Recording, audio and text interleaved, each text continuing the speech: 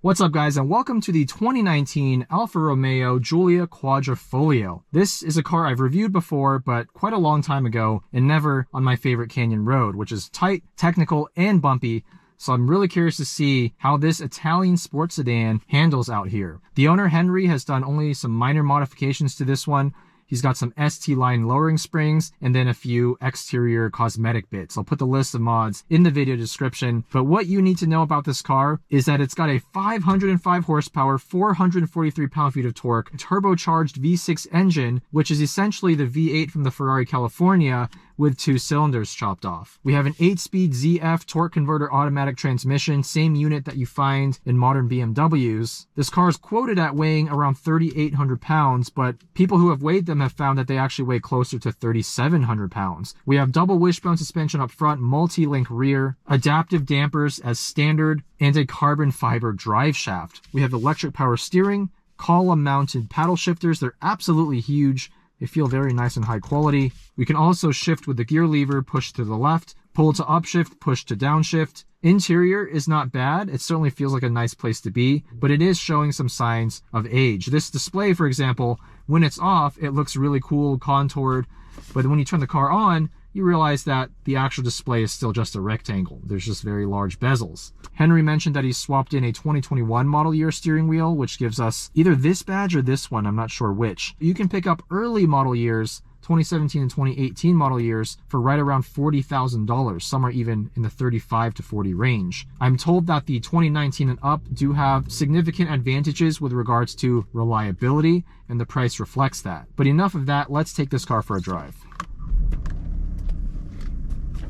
So in terms of drive modes, we have this rotary dial here, which we can select between A, N, D, and race. N apparently stands for natural, D is dynamic, and then race, well, you know we're putting it right into race. Opens up that valved exhaust, firms up these adaptive dampers to the stiffest of 3 settings. We're gonna actually press it again to bring it down to the middle damper setting.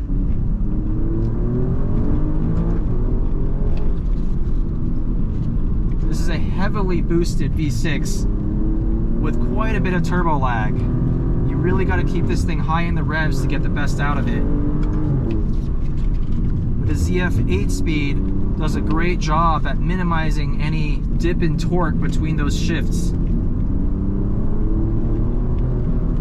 Right away, this feels like a very lively car. It's up on its tippy toes.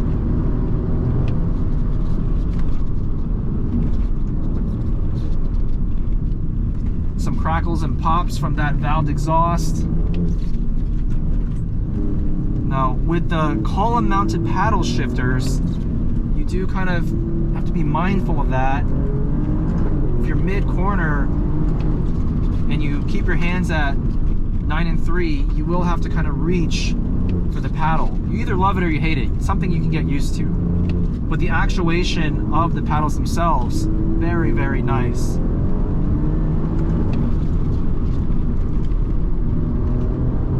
Engine is actually a little bit quieter than I expected from inside. I know Henry has an aftermarket air filter, but I expected a little bit more intake sound from this V6.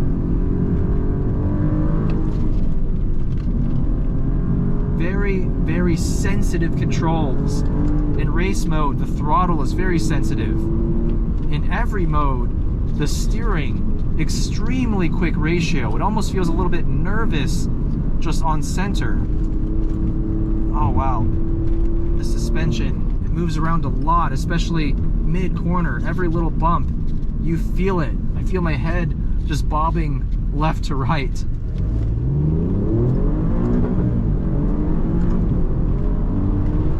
Whoa. It's a traction limited car as well. Going over that bump back there, I felt like the suspension couldn't quite keep up.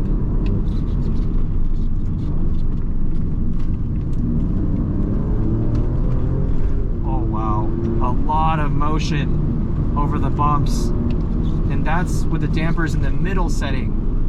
Let's try putting it into the stiffest setting.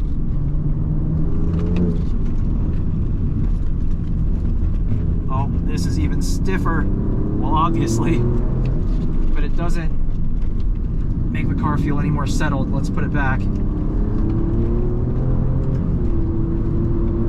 This steering ratio is so quick.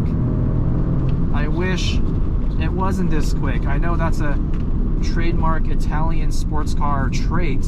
Every Ferrari I've driven has also had a very quick steering ratio. But in this car, I don't think it works as well.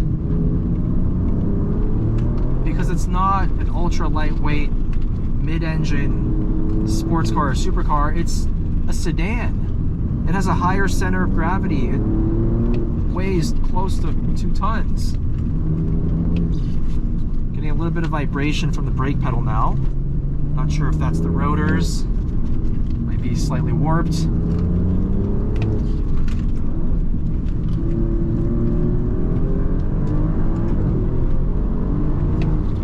There's no denying this powertrain though. So much power. Lots of mid-range torque as well. Once you've got those turbos spooled up, this thing rockets towards its nearly 7,000 RPM redline.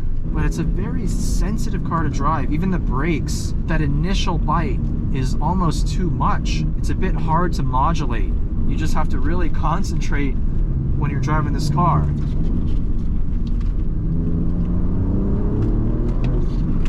It's quite spiky. Every time I see a big bump, my mind just forces me to lift off the throttle a little bit, because I just don't trust that it'll soak up that bump and maintain traction. Wow. Mid-corner, when I want to make small adjustments to the steering angle, it's kind of difficult to do so because of just how quick this steering is.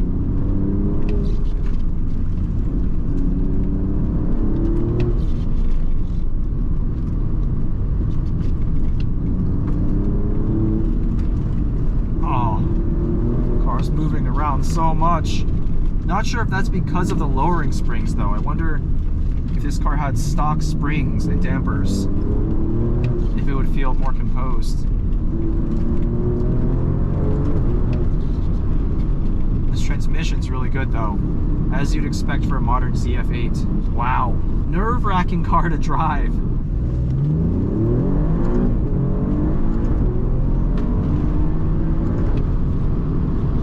That never gets old though. The drama of this turbocharged engine, in my opinion, makes it more fun in a straight line than something like a new G80 M3, although they make about the same power. The extra turbo lag from this engine makes you anticipate that shove when the turbos spool up. Back into comfort, or natural I guess is what they call it. The car does settle down quite a bit. I think for daily driving outside of a somewhat firm suspension, this car's a pretty good daily. I just wish that when you dial things up to the more aggressive settings, things felt more natural. There's really no reason, in my opinion, for the steering to be this quick, and I wish the brake tuning wasn't so aggressive either. The grip is there, the power is there, but it's just difficult to harness, like I mentioned before. Cars like the G80 M3 do feel a lot more composed, although this is an older chassis at this point. So mixed thoughts about the Giulia Quadrifoglio. It's still a very, very exciting driving experience, but it's just not quite that delicate, balanced, easy to control car that I was hoping it to be. But either way, guys, let me know what you think about the Quadrifoglio. At $40,000 or less for an early model year, are you taking a gamble with reliability? Should you spend the extra $10,000 to $15,000 and get one of the 2019 plus model years like this one? Or should you just scrap all that and get something like an F80 M3? A big shout out to Henry, the owner. Let me know what you think down in the comments, and I'll see you in the next one.